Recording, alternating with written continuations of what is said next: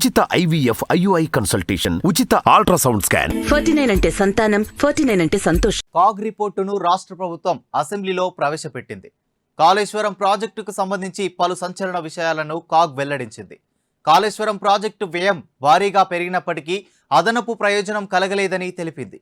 డిపిఆర్లో 63,352 కోట్లు చూపెట్టగా అంచనా వ్యయం 1,06,000 కోట్లకు పెంచారని, ప్రస్తుత నిర్మాణం వరకు 14 లక్షల ఎకరాలకు ఆయాకట్టు ఉందని కాగ్ తన నివేదికలో పేర్కొంది. మొత్తం ఈ ప్రాజెక్టు పూర్తయ్యే నాటికి 1,47,427 కోట్లు ఖర్చు అవుతుందని పేర్కొంది. ప్రాజెక్టు నుంచి ఊహించిన ప్రయోజనాలను ఎక్కువ చూపెట్టారని కాగ్ రిపోర్టు తెలిపింది. ప్రాజెక్టు వార్షిక ఖర్చులు తక్కువ చూపారని, కాళేశ్వరం ప్రాజెక్టు నీటి అమ్మకం ద్వారా 1,019 కోట్ల ఆదాయాన్ని అంచనా వేశారని, ప్రాజెక్టు కోసం భారీగా రుణాలు సేకరించినట్టు కాగ్ రిపోర్టు పేర్కొంది. ప్రాజెక్టు పనుల్లో మార్పుల కారణంగా కొన్ని పనులు నిరర్ధకం అయ్యాయన్న కాగ్, ఫలితంగా రూపాయల 765 కోట్లు నష్టం జరిగిందని తెలిపింది.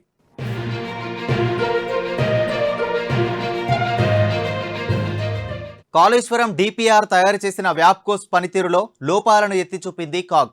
ఉమ్మడి రాష్ట్రంలో ప్రాణహిత, చేవెళ్ల ప్రాజెక్టుకు వ్యాప్కోస్ డిపిఆర్ సరిగ్గా రూపొందించకపోవడంతోనే రీడిజైనింగ్ చేయాల్సి వచ్చిందని తెలిపింది.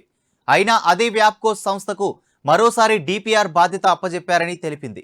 ప్రాజెక్టుతో వచ్చే లాభాలు ఎక్కువ చూపించి వార్షిక వ్యయం తక్కువ చూపారని కాగ్ నివేదికలో పేర్కొంది. కాళేశ్వరం ఇరిగేషన్ ప్రాజెక్టుకు కార్పొరేషన్ పేరుతో ప్రభుత్వం 87,449 కోట్ల రుణాలు తీసుకొచ్చారని, బడ్జెట్ నుంచి కేవలం 27% మాత్రమే చెల్లింపులు జరిగాయని పేర్కొంది కాగ్.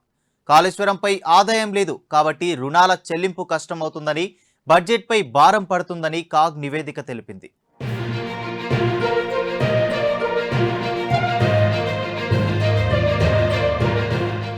అటు కాళేశ్వరం ప్రాజెక్టు డిపిఆర్ ఆమోదానికి ముందే 25 కోట్ల విలువైన 17 పనులు అప్పగించారని కాగ్ తెలిపింది. పనుల అప్పగింతలో నీటిపారుదల శాఖ తొందరపాటు ప్రదర్శించిందని వెల్లడించింది. డిపిఆర్ ఆమోదం తర్వాత కూడా ప్రాజెక్టు పనులు మార్పులు చేశారని రిపోర్టులో వెల్లడించింది. అవసరం లేకున్నా కాళేశ్వరం 3వ టీఎంసీ పనులు చేపట్టారని, అదనపు టీఎంసీ వల్ల 25,000 కోట్ల అదనపు వ్యయం అయిందని తెలిపింది. సాగునీటిపై మూలధనం వ్యయం ఒక్కో ఎకరానికి 6.42 లక్షలు అవుతుందని వెల్లడించింది.